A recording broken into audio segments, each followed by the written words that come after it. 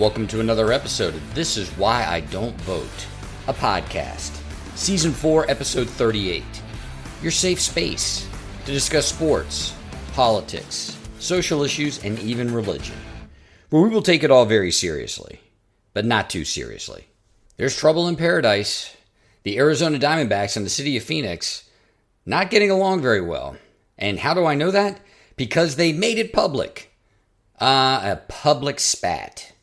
How bad is this public spat? Well, the Arizona Diamondbacks appear at least, to be entertaining leaving Chase Field. Not to say that they're going to leave the state of Arizona, but they may no longer be playing in downtown Phoenix. And diversity, equity, inclusion in corporate America. There's been this belief system, this understanding that somehow DEI was foisted upon corporate America and that corporate America had to wrestle with it. No, dear listener. Corporate America was the advent of DEI in our everyday lives. DEI, diversity, equity, and inclusion, in this iteration that we understand it to be, is a corporate invention. It did not just spontaneously come out of academia and foist itself upon corporate America. No. Corporate America saw an opportunity and capitalized on it. Thank you to all my loyal listeners. I do appreciate you. If you're new to the podcast, please like, subscribe, thumbs up, 5 stars. Send to friends and enemies far and wide. If you are considering supporting, I would appreciate it. This Is Why I Don't Vote podcast is on Patreon. Let us be on our way. Act 1, Trouble in Paradise? The Arizona Diamondbacks leaving Chase Field? As usual, there's trouble in paradise. As the Arizona Diamondbacks fight for a playoff spot, tonight they are playing the Milwaukee Brewers, and I believe they've already won. The city of Phoenix and the Arizona Diamondbacks executive management team are in quite the tussle over the state of Chase Field, where the Diamondbacks play baseball. The brouhaha has been going on for a number of years as the Arizona Diamondbacks have maintained that the stadium needs significant improvement given its age and its state of dilapidation. The two sides have barked at one another for years, sometimes publicly, sometimes not. But this now has spilled out into the public as the Arizona Diamondbacks, the lease for Chase Field expires in 2027. So the parties are now discussing what needs to take place in order for the Diamondbacks to renew that lease. The negotiations had been ongoing behind closed doors until, and by way of the fact that I'm doing a piece on it this week, you've probably gathered, the negotiations have spilled out into the public. And when? Yes, this week. It turns out, and this is how public this spat has become, the city of Phoenix made a counter offer to the Arizona Diamondbacks and then leaked their own counter offer to the media so that this story would become public. Because they did that, and we know that they did that because it prompted the executive management team of the Arizona Diamondbacks to make a public statement, so public that the CEO went on a sports radio show here in Phoenix and laid everything out. There's no question whatsoever that they were in negotiations, that the Arizona Diamondbacks executive management team, their leadership team, thought these negotiations were going to stay private, and that the city of Phoenix leaked their latest counteroffer to the media. The CEO of the Arizona Diamondbacks thereby feels vindicated enough to go public and state, hey, this was not us. This was the city of Phoenix, and let's examine the nature of the counteroffer that they're making. So instead of these disputes taking place behind closed doors between attorneys or between top-level executives from the Arizona Diamondbacks and top-level officials from the city, this is now public. And the CEO of the Arizona Diamondbacks went onto this radio show to dissect the nature of the counteroffer and all of the terms and conditions. And frankly, he made a compelling case. Normally, I side with, of course, the people, and I don't side with millionaire or billionaire owners.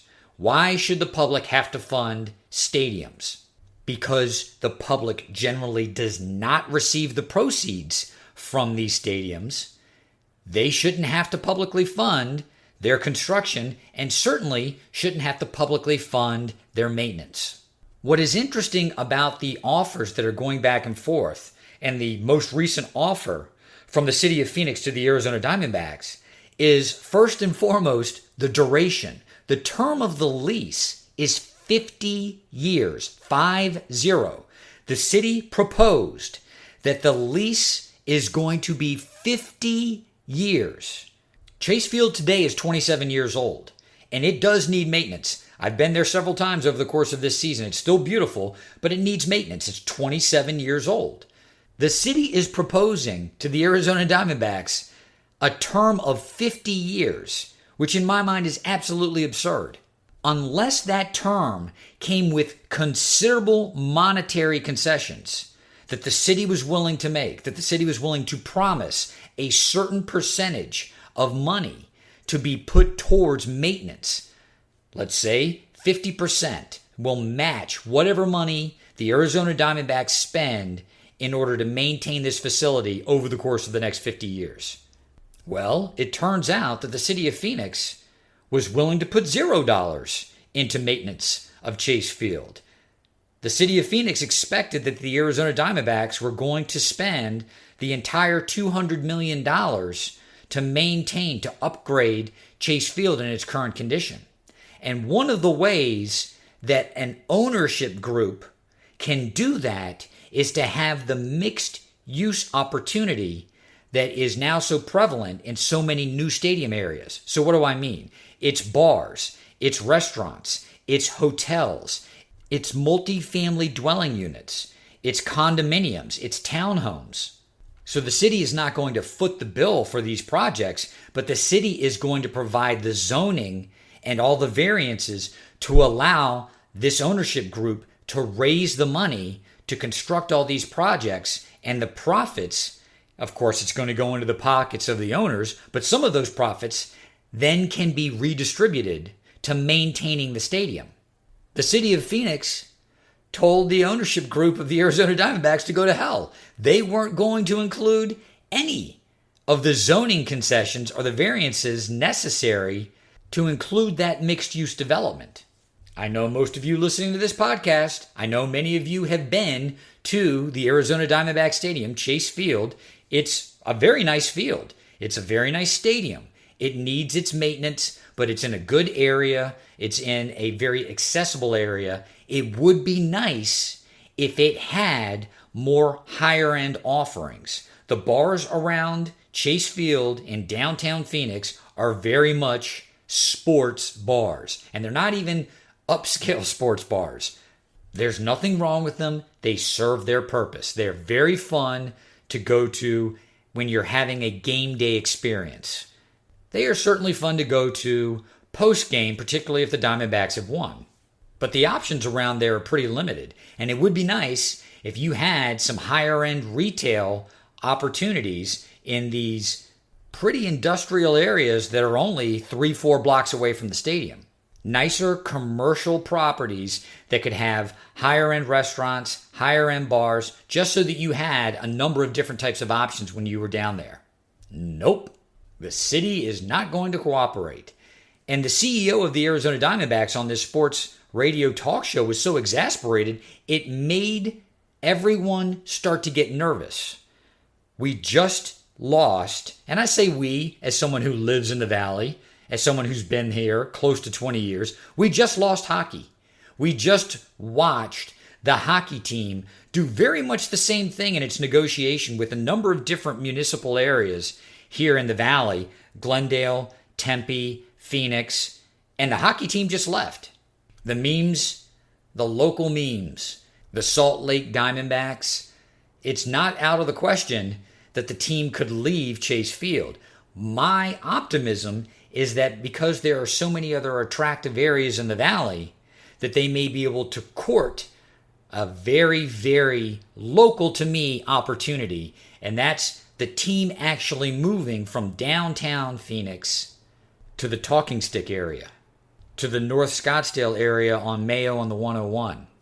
These have been entertained as possible landing spots for a number of different sports opportunities, soccer, hockey, but I believe baseball could be the one to break the seal.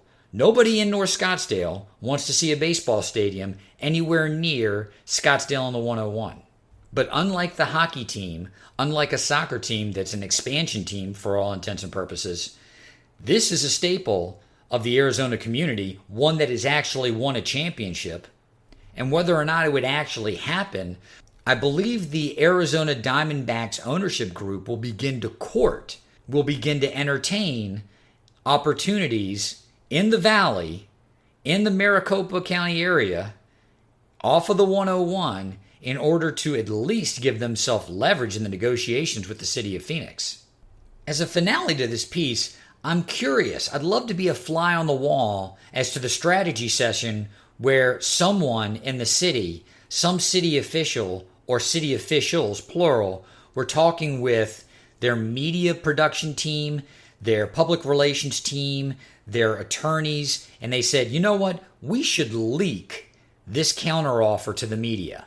We believe it a sound strategy to let the public know the nature of these negotiations that we've been having, and more specifically, the terms that we are sticking to, that we're maintaining, are fair for a partner that we've had in the Valley for 27 years. Whoever these people are need to find a new job because this shit landed like new Coke. Act 2, DEI was corporate America's brainchild. Matt Walsh has a new movie. Matt Walsh of the Daily Wire, conservative commentator. Matt Walsh has a new movie called Am I Racist? And the movie, at least from the trailers and the previews that I've seen, I have not yet seen the movie. The movie is a mockumentary where Walsh goes undercover. He interviews a number of people that are instrumental in the DEI movement, the diversity, equity, and inclusion movement. And the posture of the film is to basically show how ridiculous the logic of diversity, equity, and inclusion can be when taken to the iteration that it is by many of its proponents. The film, as far as I can see, focuses on these individuals who have taken advantage of this DEI landscape that's been, let's say at this point in the segment, foisted upon corporate America. My point of the segment, and my point has always been, because I've done other segments on this very topic, is that DEI, although its advent may have been in universities across the United States dating back to the late 60s and early 70s, the DEI movement was embraced and adopted by corporate America. And it was not done so because people who were in executive level positions in corporate America were indoctrinated with this DEI, this diversity, equity, and inclusion mantra as college students. It's much more cynical than that. DEI was a perfect foil for what corporations wanted to do, regardless of the outcome that it had on different communities of color, regardless of the outcome that it had on gender, regardless of the outcome that it had on different socioeconomic classes.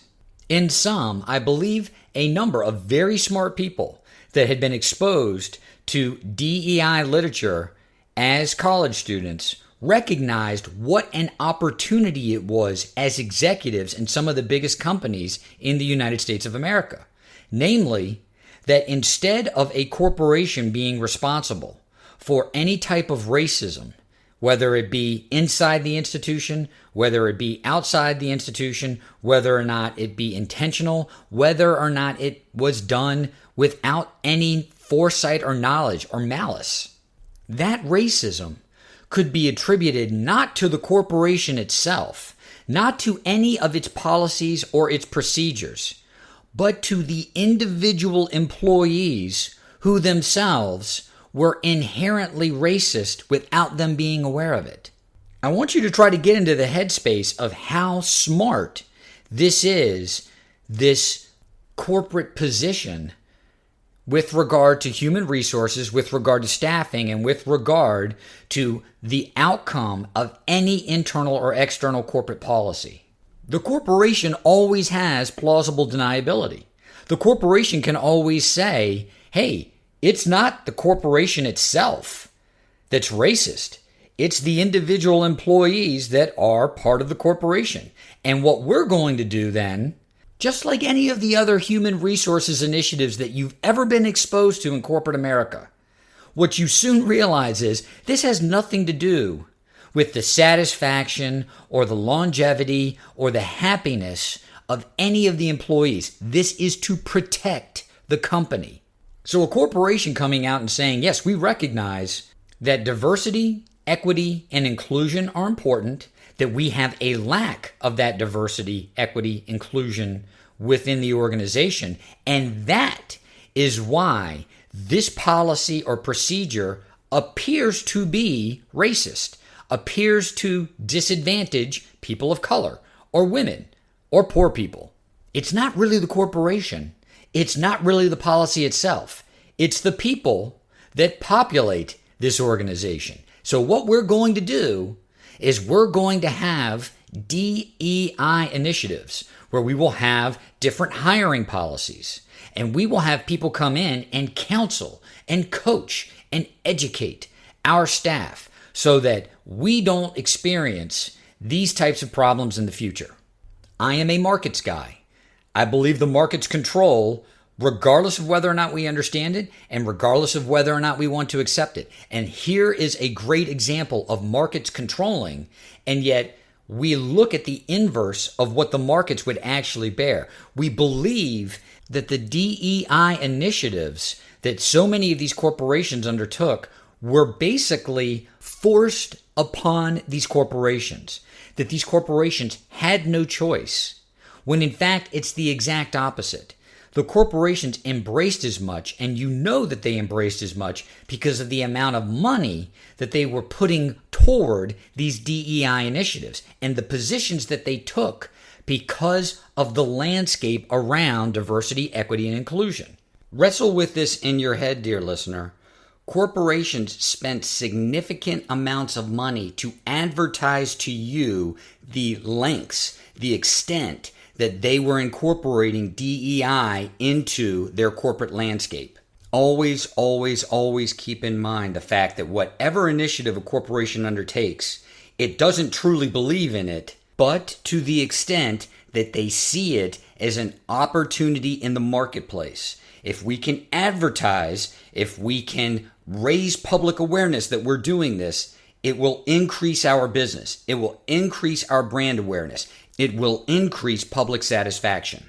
When you have these grifters like Robin DiAngelo come in and basically say, I, as a white woman, am inherently racist, and the only difference between me and you is that I recognize that I am inherently racist and you don't. And the reason why there are all these problems within your organization is you have people who are inherently racist and don't see as much and are therefore perpetuating all of these different problems. And that's the reason why this organization has so many racist or sexist or classist outcomes in internal policies and external policies. It makes perfect sense why an organization would embrace that type of message. It's not the organization. It's certainly not the executives. It's certainly not anything that's intentional. It's just the ignorance of our inherently racist workforce. And we will spend money to let everyone know that we are aware of that we as a corporation recognize that, and we are going to do better. And what does it mean to do better? It means to have grifters come in, get paid $25,000 a day, and spend a week or two in our organization lecturing our staff.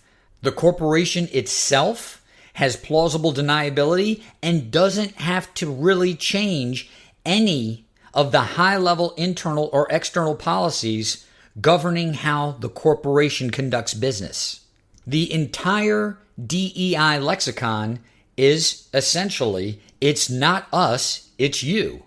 Well, after about 10 years of this corporate mantra, this corporate initiative having a presence all over American life, we're talking about colleges and universities, we're talking about corporations of every stripe, we're talking about public service, so the government, whether that be local, state, or federal.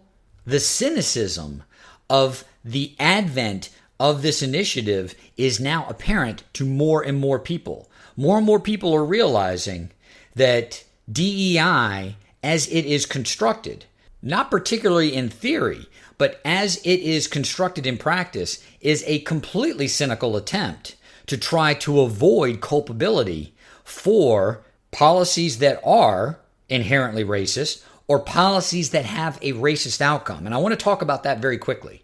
When I was in college, this was one of the issues that we wrestled with when it came to public policy. I can remember having classes at the University of Tennessee when I was getting my master's degree, and we discussed this dichotomy over and over again for weeks and weeks and weeks. There's a lot of literature out there discussing it. It's a difficult question to ask and answer. Are policies that are adopted by corporations inherently racist? Or do they just have racist outcomes? And if they do just have racist outcomes, how can that be avoided? Are government programs inherently racist, or do they just have disproportionately racist outcomes?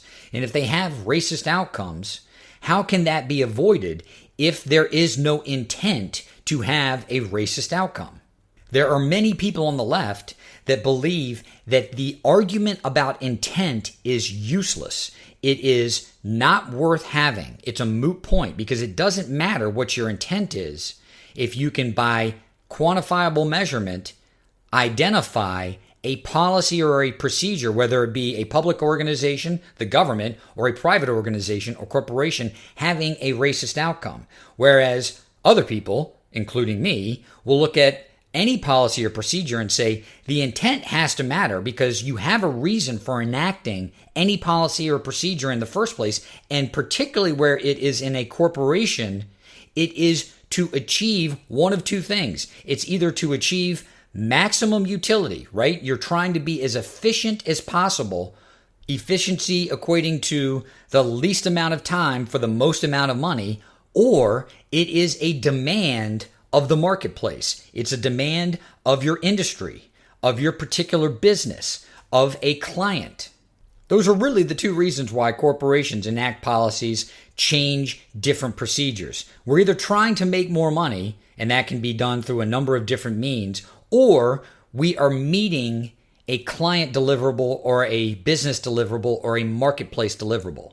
We might not want to do it, but the marketplace dictates as much. Otherwise, we'll lose our advantage in the marketplace.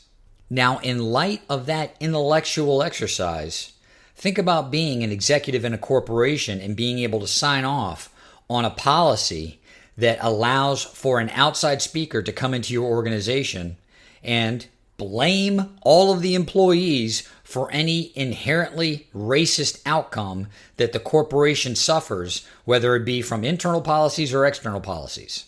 You don't have to wrestle with intent within the organization outside of the individual employees. It's not whether or not we intended as a corporation by enacting this policy to have a racist outcome. It's just that all the employees that were the responsible parties in seeing this policy effectuated, they're the ones who are racist.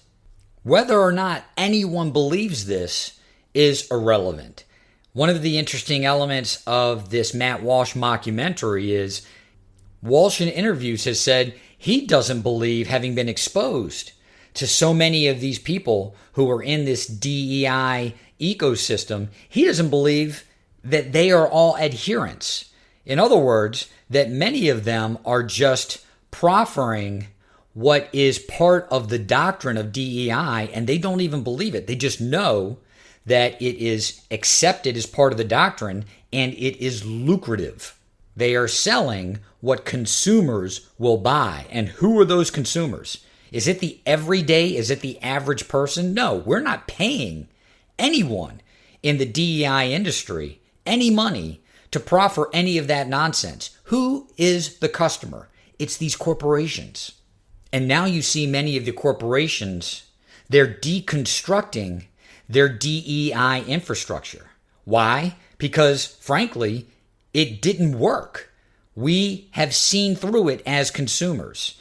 If you are a consumer of a product and you know that that company is trying to use DEI as some way to leverage their marketability and as some way to try to promote the fact that they're not going to have these racist outcomes, we now know the DEI is bullshit. We know that many of its adherents, the ones who are making money in the DEI ecosystem, are doing so cynically. And we also now collectively are starting to understand that the advent of DEI in corporate America was cynical. I'm just a lone voice out here. You're going to have corporate America trying to rewrite the narrative of this story of how DEI became so entrenched in corporate America. Do not believe it, dear listener. Do not believe it. DEI was a cynical corporate maneuver to try to absolve themselves of any responsibility for any kind of racist or sexist or classist outcome in anything that they were doing. Based on stupid litmus tests, based on stupid barometers like what's trending on Twitter, they thought that this would increase their marketability while allowing them to continue to conduct business the way that they always had. The long story short, or TLDR, too long didn't read, it didn't work. But don't let that allow you to absolve them for having tried to pull it off. This is Why I Don't Vote, a podcast.